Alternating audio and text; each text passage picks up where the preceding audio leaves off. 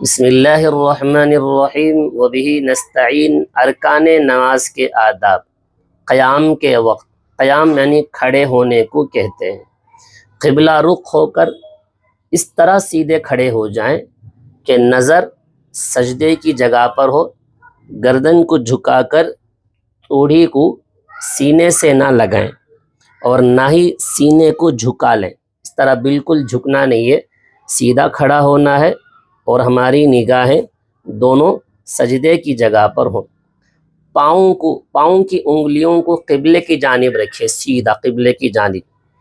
دونوں پاؤں کے درمیان مناسب فاصلہ ہونا چاہیے، مثلا 4 انگلی جتنا فاصلہ ہو دونوں پیروں کے درمیان، نہ بہت زیادہ ہو اور نہ بہت کم ہو۔ تاہم اگر 4 انگلی جتنا فاصلہ رکھنا ممکن نہ ہو تو اپنی جسامت کے لحاظ سے جتنا مناسب ہو فاصلہ رکھ لیا جائے۔ سورہ فاتحہ کی قرأت کرتے ہوئے بہتر ہے ہر آیت الگ الگ پڑھیں۔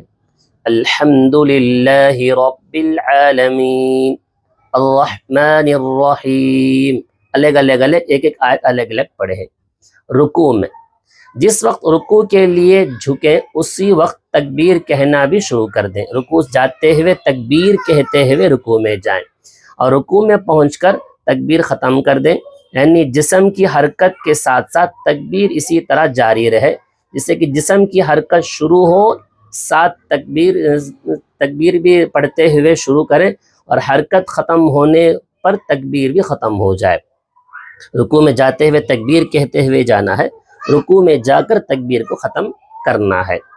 مرد رکوع میں اپنی انگلیوں کو کشادہ کرتے ہوئے گھٹنوں کو پکڑ لے، اپنی کوہنیوں کو پہلو سے الگ رکھیں، کمر کو سیدھا رکھیں، سر کو اور پیٹھ کو برابر رکھیں۔ سر پشت سے اونچا نہ ہو، سر پیٹھ سے اونچا نہ ہو۔ خواتین رکوع کے وقت معمولی سا اس طرح جھکیں کہ ان کے ہاتھ گھٹنوں تک پہنچ جائیں۔ خواتین مردوں کی طرح گھٹنوں کو پکڑنے کے بجائے گھٹنوں پر صرف ہاتھ رکھیں اور اپنی کوہنیوں کو اپنے پہلوؤں سے خوب ملا کر رکھیں گی، اس طرح رکوع کریں گی۔ رکوع اطمینان سے کرتے ہوئے نگاہ کو پاؤں کی جانب رکھیں۔